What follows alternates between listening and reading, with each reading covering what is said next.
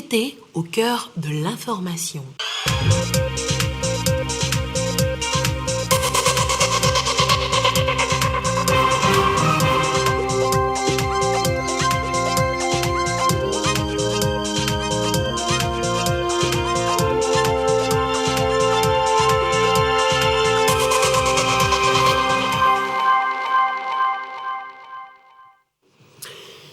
Bonsoir à tous et merci de votre attention. Dans l'actualité ce soir, ce mal qui persiste, la pédophilie gangrène nos sociétés. Le silence le rend fertile. À la cour d'assises de Lomé, un homme a été condamné pour avoir abusé d'une adolescente de 13 ans.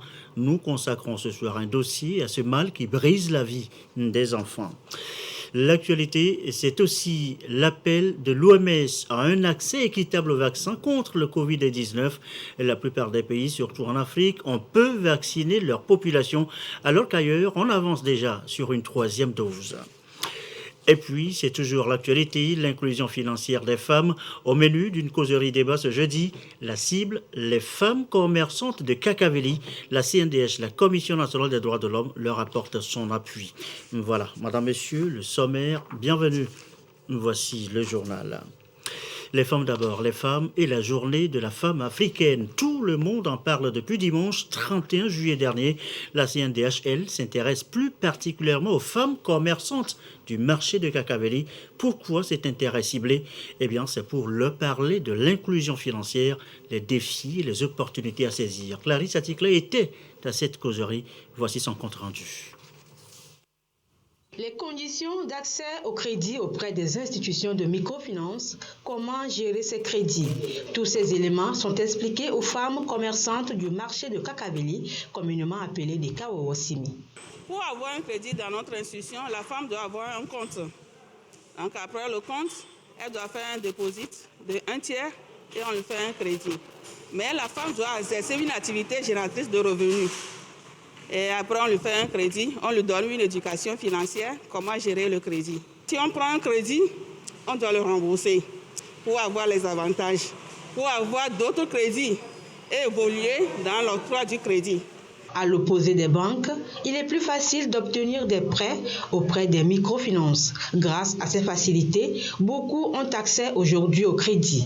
L'inclusion financière est donc en marche. Un droit pour la femme et la Commission nationale des droits de l'homme veut en faire une réalité, d'où cette causerie débat. Le 31 juillet passé a été commémorée la journée de la femme africaine.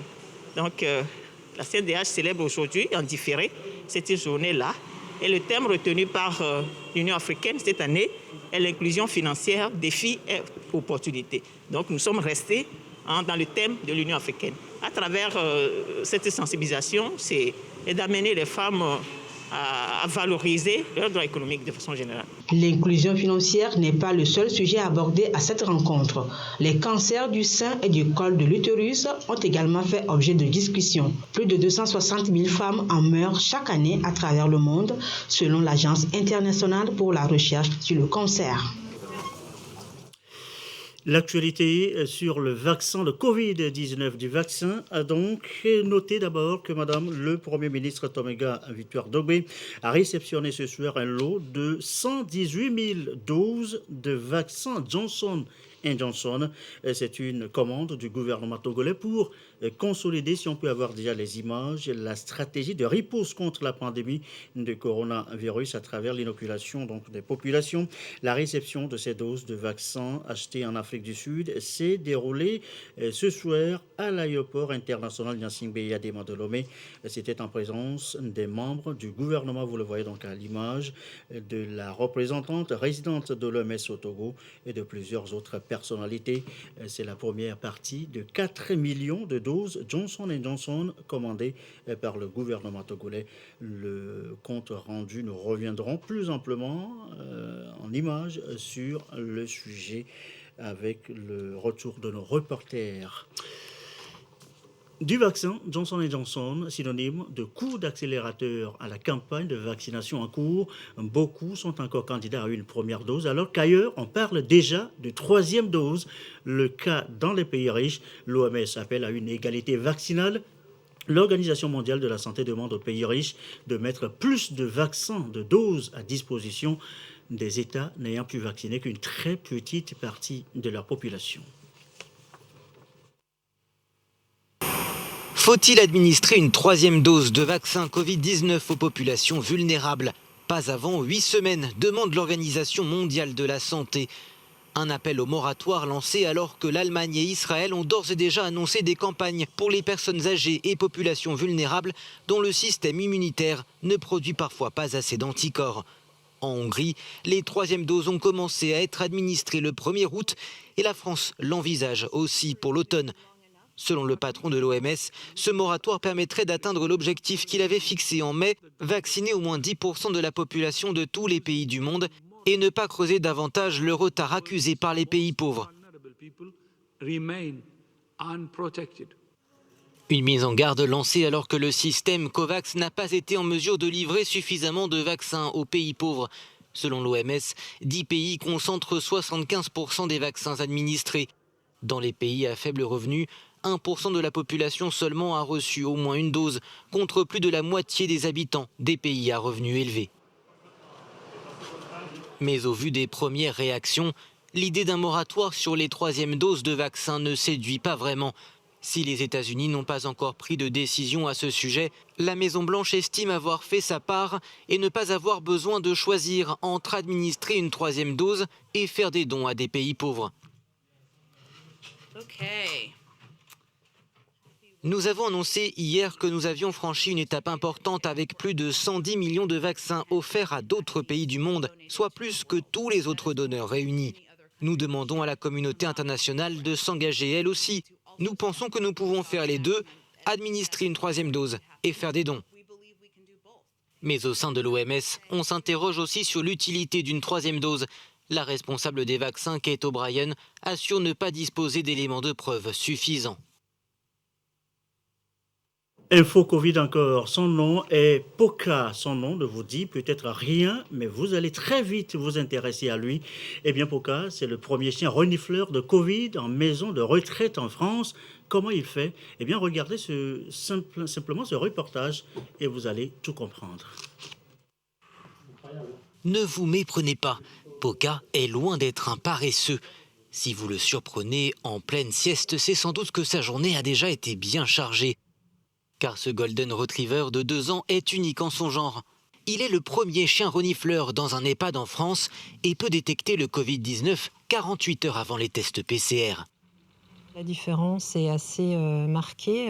Si Poka détecte un prélèvement positif, il s'assied devant le cône et il maintient vraiment la position et il peut être très insistant sur son marquage. Si Poka détecte un prélèvement négatif, il va le sentir ou voir très rapidement l'ignorer et revenir à moi pour me dire que là, il n'y a rien. Les échantillons sont imprégnés de la sueur des résidents et le flair de Poka s'avère être infaillible. Lors des tests menés dans cet EHPAD en Alsace, il a reconnu 100% des échantillons positifs au Covid-19. Une technique qui présente un avantage important comparé aux tests PCR. On a énormément de gens qui sont atteints de démence et donc qui ne comprennent pas, qui ont des troubles de la compréhension. Et même si on leur explique, ils se débattent quand on leur met un coton-tige dans le nez. Et il faut être parfois à 3 ou à 4. Moins intrusif, moins agressif, Poka s'avère être aussi moins coûteux.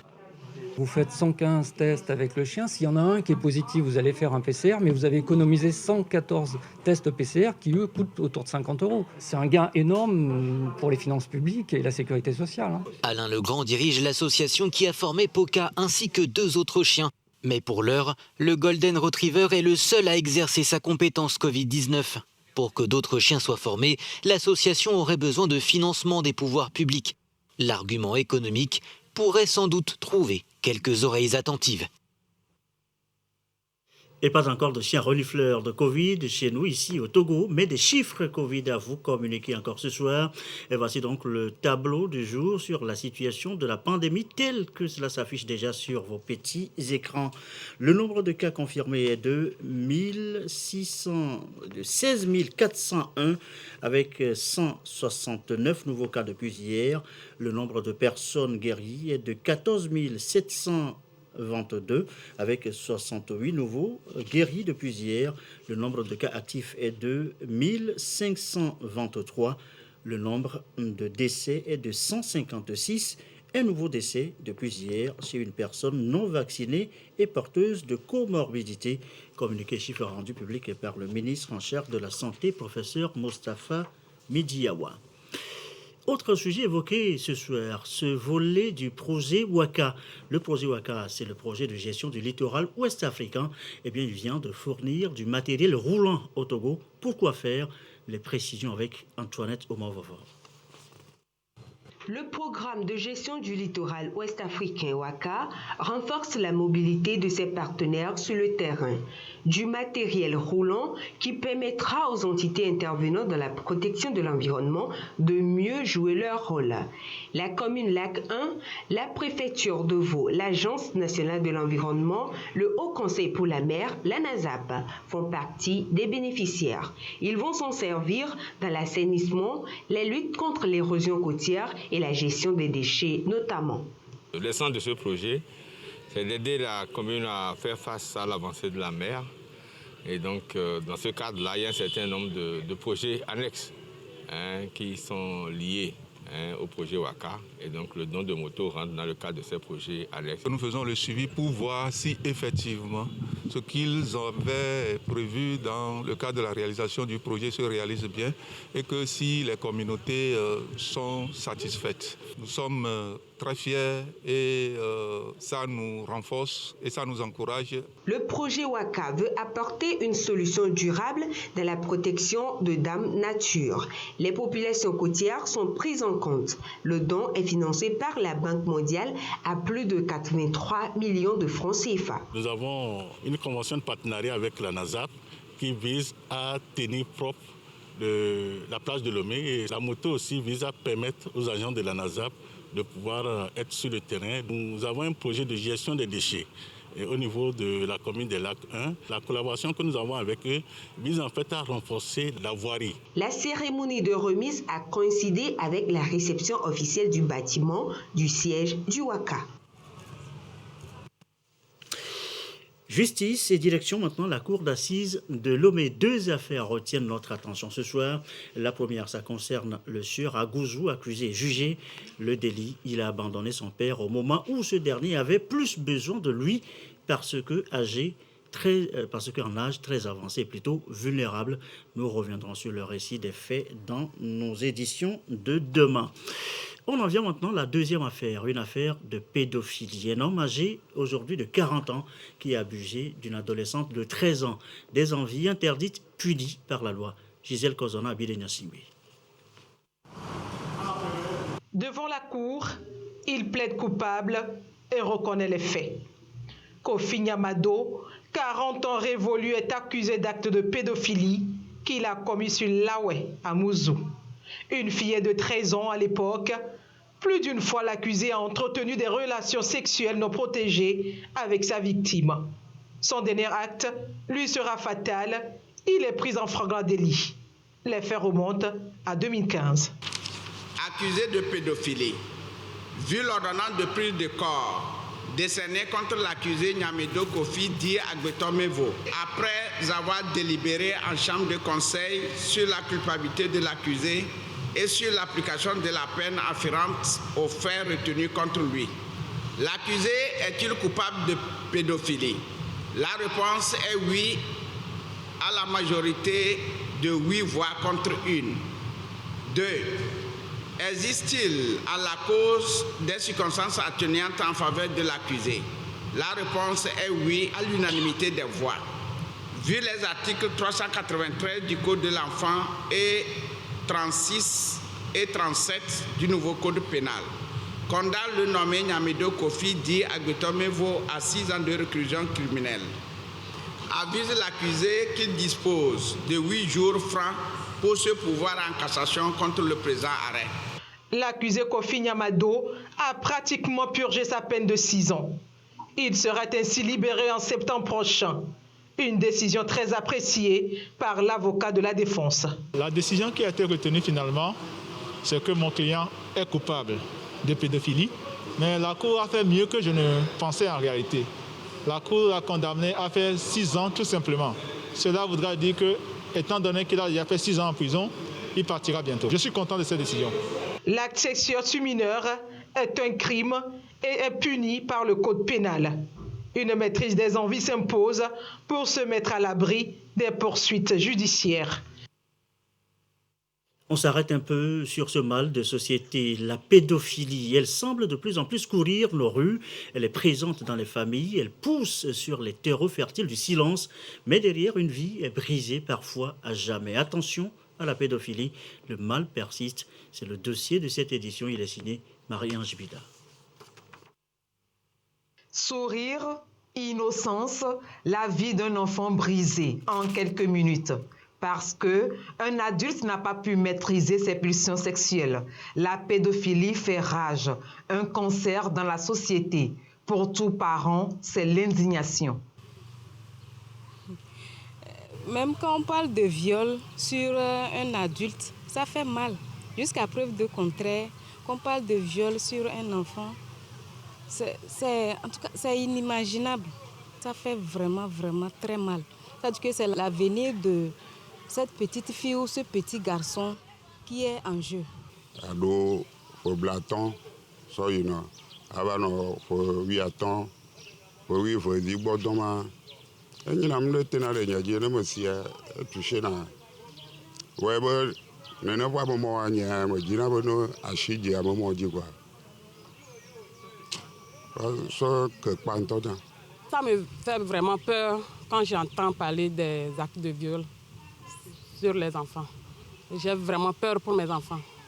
Et je vais dans le sens là exhorter aussi à certains parents de sensibiliser surtout leurs enfants, de leur toujours parler sur la sexualité et afin que le fléau ne prenne pas de l'ampleur, quoi.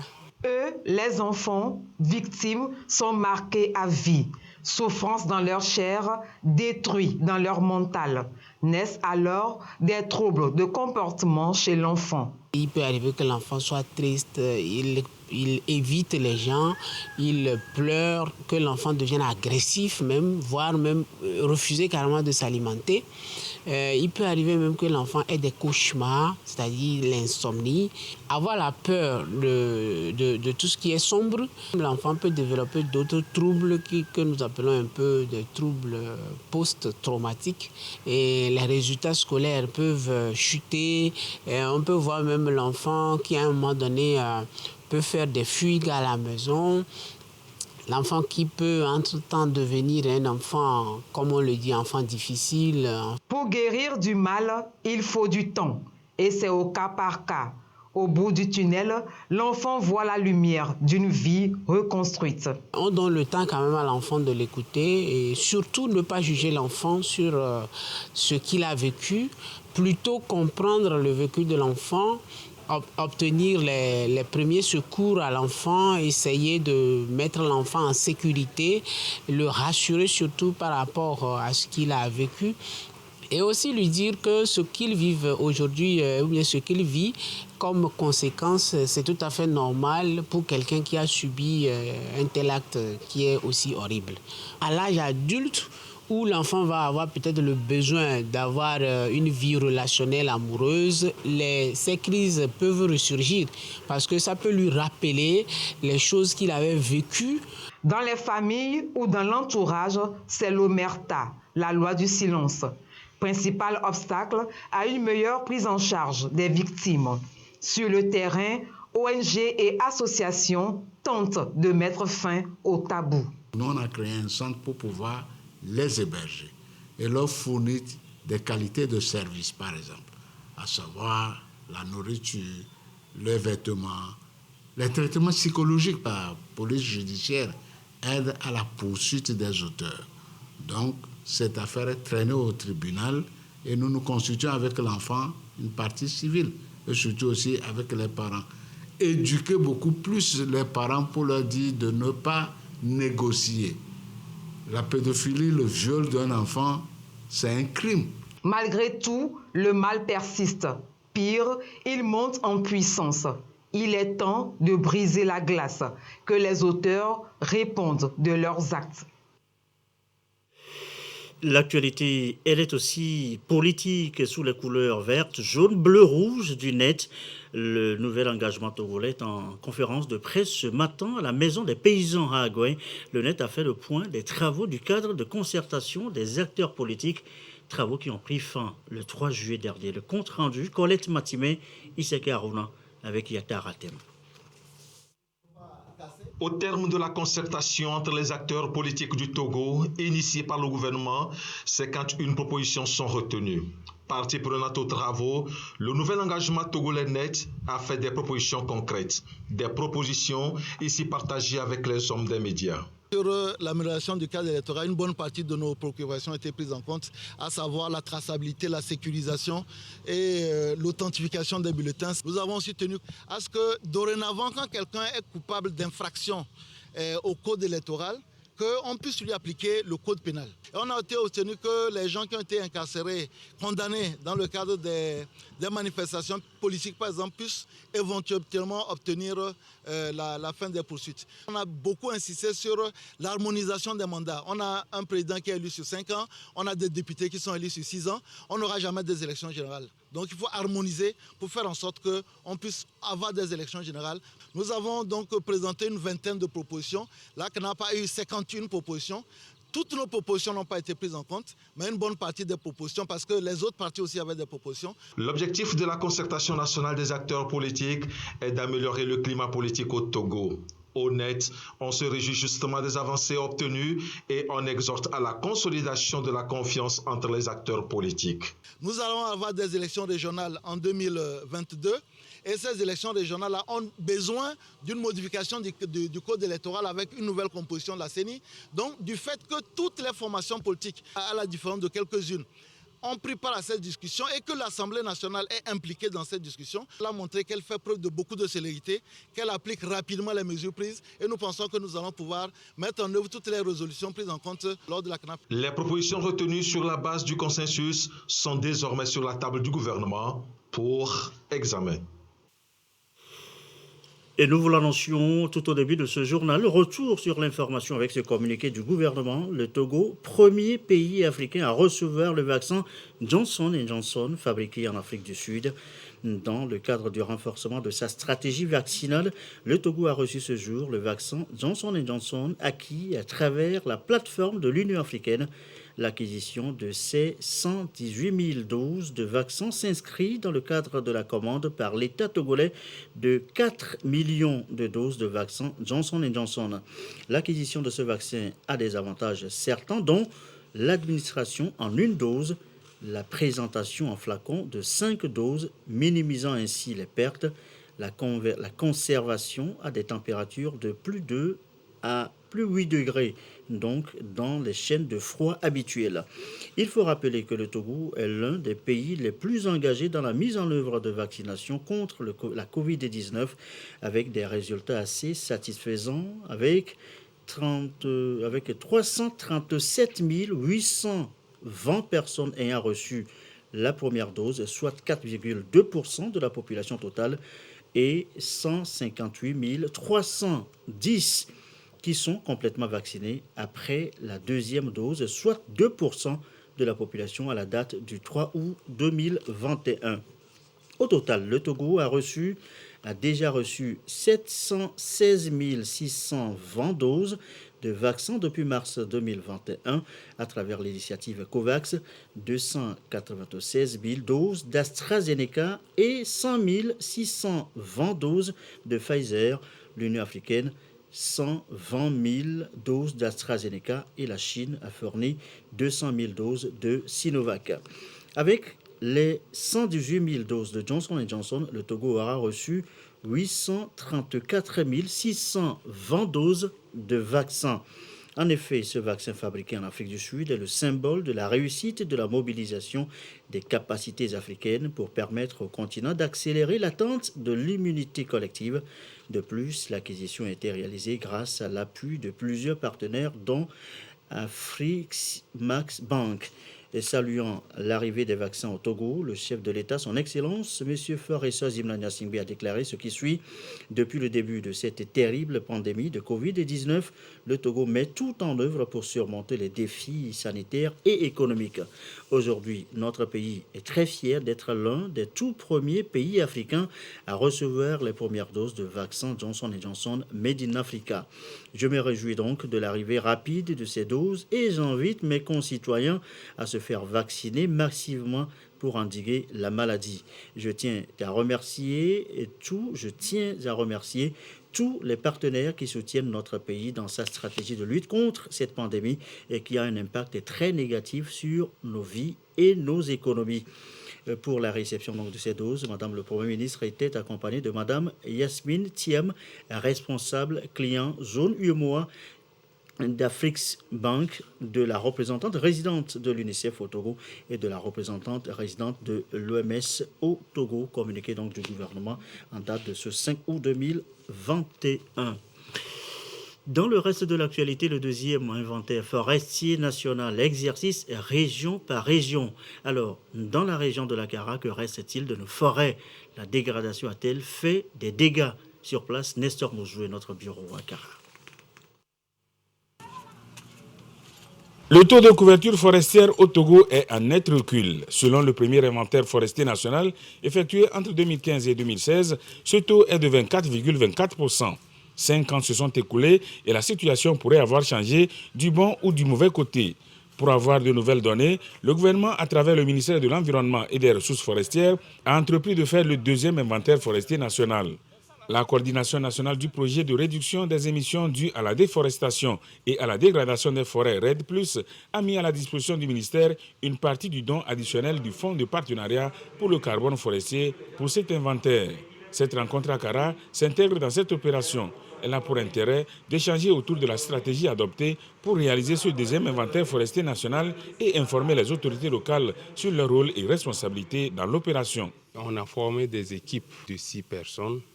Il y a 3 forestiers, il y a un botaniste, on prendra un éco-garde armé pour assurer la sécurité de l'équipe, mais aussi on prendra un membre de la communauté qui maîtrise mieux le terrain pour pouvoir avoir un accès plus facile aux placettes. Maintenant, les données qui seront collectées vont être analysées au niveau central pour voir la tendance de dégradation ou la tendance d'enrichissement des différentes placettes. C'est-à-dire que l'échantillonnage permet au moins de voir une couverture régionale de chaque entité administrative. Les autorités locales adhèrent à cette initiative du deuxième inventaire forestier national et entendent contribuer à sa réussite. Étant acteurs des communes, nous prenons notre part de responsabilité dans ce qu'il faut sensibiliser la population pour qu'il y ait un accueil favorable. Nous comprenons que c'est une belle initiative et il ne doit rien avoir comme obstacle à la réalisation de cette opération. Après Kara, le ministère de l'Environnement et des Ressources forestières va animer une rencontre similaire à Dapon pour le compte de la région des Savanes, suivie du déploiement des équipes de collecte des données. Les régions maritimes, plateaux et centrales ont été déjà touchées par l'opération.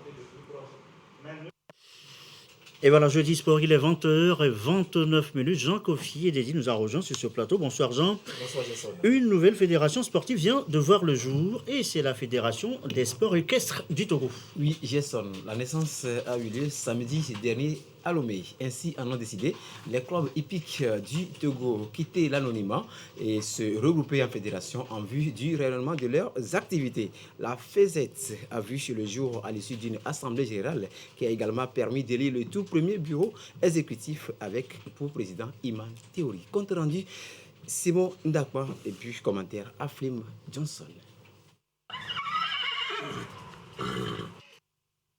Fédération des sports équestres du Togo, FESET. C'est le nom du nouveau regroupement des clubs hippiques du Togo. Constitué de 9 membres, la jeune fédération a à sa tête M. Iman Théory. Préalable à cette élection, les délégués des clubs ont passé en revue les statuts soumis à leur appréciation. Vient ensuite la phase d'échange, suivie de celle du vote qui a vu l'élection sans surprise du candidat Iman Théory du Iman Club hippique de Lomé. Il était d'ailleurs l'unique candidat à ce poste. Avec les différents membres de club, je vais essayer de faire développer le sport équestre dans notre pays. Dans des années à venir, nous puissions défendre la couleur de notre patrie. Le représentant de Madame le ministre des Sports et des Loisirs ne cache pas les attentes du dit ministère vis-à-vis de la jeune fédération. Nous espérons que cette fédération œuvre à ce que le domaine équestre puisse bien être développé. C'est de tout faire pour que tous les membres et tous les clubs soient représentés. Ils œuvrent jusqu'au niveau septentrional, jusqu'à Dapaon, que nous ayons tous les clubs qui sont dans l'intérieur du pays, que ces clubs-là se retrouvent dans cette fédération. Comme activité de la Fédération des sports équestres du Togo, on note le dressage des chevaux, l'équitation, la course de chevaux, le horseball et autres la fantasia ou danse de chevaux. Dernier sujet ce soir, samedi prochain démarre le championnat national de Scrabble francophone, édition 2020-2021. Oui, tout à fait, Jason. L'événement a lieu à Lomé. La compétition démarre donc ce 7 août et prendra fin le 15 août. Elle va regrouper les clubs du pays. Mais au-delà, tous les désireux et amoureux du Scrabble y sont invités. Les précisions sur ce championnat avec Islam Deguen. Une cinquantaine de joueurs de différents clubs de la capitale vont se livrer au championnat national de Scrabble. Comme à chaque édition, la compétition est ouverte à toute personne désireuse de jouer au Scrabble. Les joueurs vont compétir dans 4 différentes catégories, à savoir le classique, l'élite duplicate, le pair et le tournoi des scolaires. Malgré la menace de la crise sanitaire, la Fédération togolaise de Scrabble francophone a pu compter sur le soutien du ministère des Sports et des Loisirs. Il y a toujours ce point du Covid, donc on va prendre les mesures nécessaires, c'est-à-dire les mesures barrières, et le ministère déjà nous a soutenus à cet effet. Il nous a donné le kit de lavage des mains, les cache-nez et tout. C'est pourquoi même, lors de cette édition, il y aura pas un nombre, on ne va pas dépasser un effectif. On s'est donné au maximum 50 pour qu'on puisse respecter la distanciation sociale, pour que les mesures barrières soient respectées. Le championnat débute donc ce samedi 7 août et prendra fin dimanche 15 août. La Fédération togolaise de Scrabble francophone a été créée depuis 1994. Et Jean, dernière info, en bref, assez rapidement. Oui, vous parlez du club Ami du monde du Togo qui s'est donc classé 3e du tournoi UFOAB qualificatif pour la Ligue des Champions. Les Togolaises ont gagné cet après-midi leurs homologues de l'Union sportive des forces armées du Burkina Faso, score 2-8-0. Malheureusement, ce classement ne leur permet pas quand même de voir la phase finale de la Ligue des Champions. Félicitations à ces dames. Voilà, il y a aussi une autre nouvelle, Jean, on va terminer là-dessus. L'infosport de ce jeudi, c'est aussi Lionel Messi pour les amoureux, les férus du ballon rond. Que lui est-il arrivé? Il quitte officiellement le Barça. Et oui, c'est la fin de l'idylle entre Lionel Messi et le FC Barcelone. C'est pas trop tôt, diront certains. C'est enfin arrivé, diraient d'autres. Le fait est que c'est fait.